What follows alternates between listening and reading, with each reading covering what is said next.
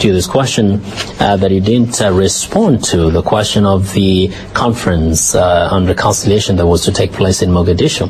And it has been postponed, obviously. The president says it's because of security concerns.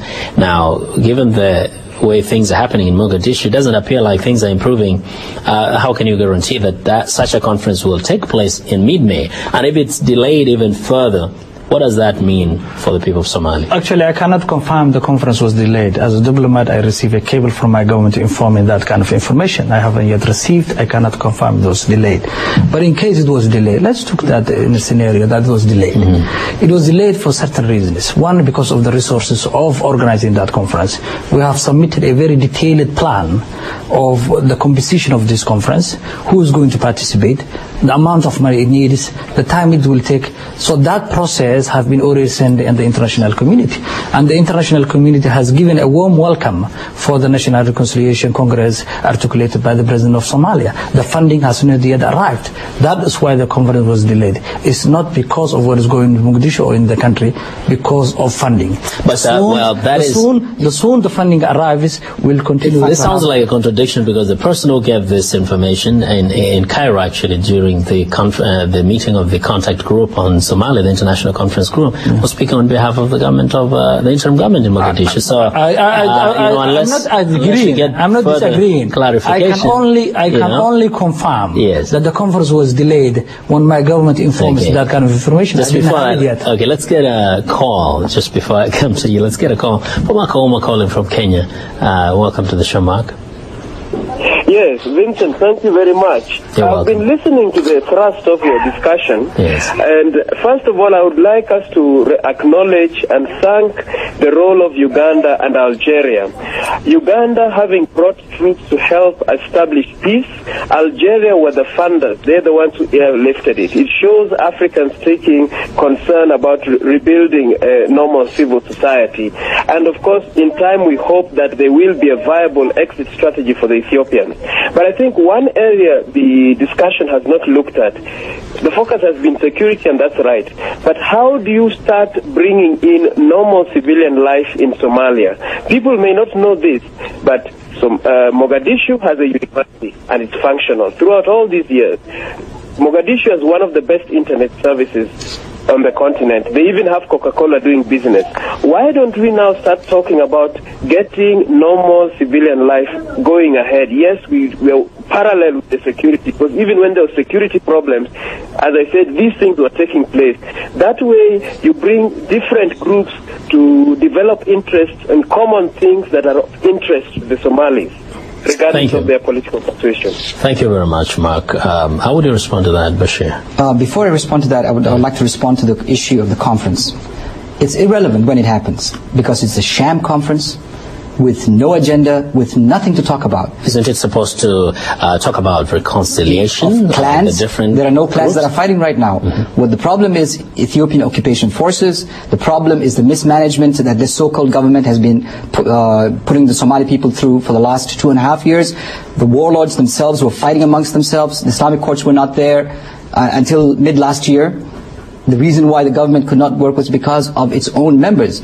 And today it's still divided, and is still having problems. So the conference, Abdullah Yusuf does not want to have a real conference where people can make, concessions can be made. What he wants is to get all the elders and civil society and people together, let them have talks, let them have coffee. At the end of the day, they sing Hail to the President. And that's the end of it. Some have actually expressed the same thought that the Islamic courts was a very it arose from a need, but actually the situation in Mogadishu had been volatile even before the government could not go in. But today it looks like the focus is the Islamic militias, and the question would be, what is the priority of the government right now? To defeat this enemy, or to reconcile the different forces and have a peaceful Somalia where anybody, irrespective of their position, in spite of how opposed they are to the current government, would have a say in this government for the sake of the future of the country? I was with the President of Somalia on January at the AAU summit when he launched Somali National Reconciliation Conference. all African head of states and AU were very delighted that finally we're having a national reconciliation conference inside Somalia. The rest of the international community made a press release, including the US government and the European Union. This conference is crucial for the peace and reconciliation in the country. It's a process we open to everybody. It's a process where the government role is very minimal. The president has appointed high prominent personalities to convene the conference. Some of the people is well known, yes. Particularly the chairman of this conference is a highly respected former president of Somalia, Ali Mohamed. And he's the one who's going to steer this conference. Are the people who represent Islamic courts? The participant of that conference is open for individuals, not entities. We can assure you that this conference is going to be open and transparent. The government role is only few, to provide security. Well, you said they're open to individuals. How does an individual present themselves for this conference? Individual in a sense. Yes. Individual in a sense is the highly respected traditional leaders of the Somalis. We know we will bring across the country. We are highly respected. A civil society group in the country will bring. They will participate. We will bring highly personalities in the country, academicians, scholars outside Somalia and diaspora. They will participate. So this invitation has been taken out there? There's highly respected Islamic scholars who did not participate. The recent fighting in Somalia will also open and participate. Bashir, then you should be aware of this invitation to all the Somalis who have an interest in the peace of the country. This is accurate, isn't it? That everybody has been invited to this conference. Nobody has been invited. April 16 was when it was supposed to happen. If no invitations have gone out so far, you can understand that they did not plan to invite others. What they wanted to do was just invite their supporters, claim there was a meeting, and claim success. I would like to answer the caller's question about Uganda. Yes. First of all, it's not Algeria that's paying for the flights. It's the U.S. government through DynCorp, and so Algeria is not the one that's airlifting the troops there. As for Uganda, the Somali people had high regard for the Ugandan people. The problem is this, that when the Ugandans came, they came to legitimize the Ethiopian occupation, the illegal Ethiopian occupation. Hence, they've been tainted by the occupation of Ethiopia. And the fighting that occurred in the last 3 weeks, the Ugandan forces are in charge of the Villa Somalia, and they're in charge of the airport, the seaport, and a major junction of Mogadishu, kilometer 4. The Ethiopian troops are firing, and Abdullah Yusuf's clan militia are firing artillery shells from the positions that the Ugandans are controlling.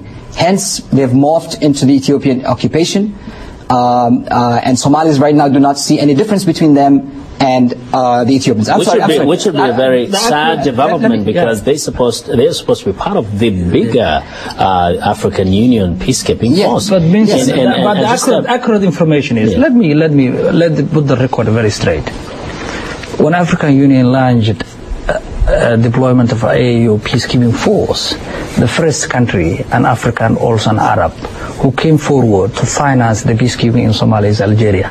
The one who payrolled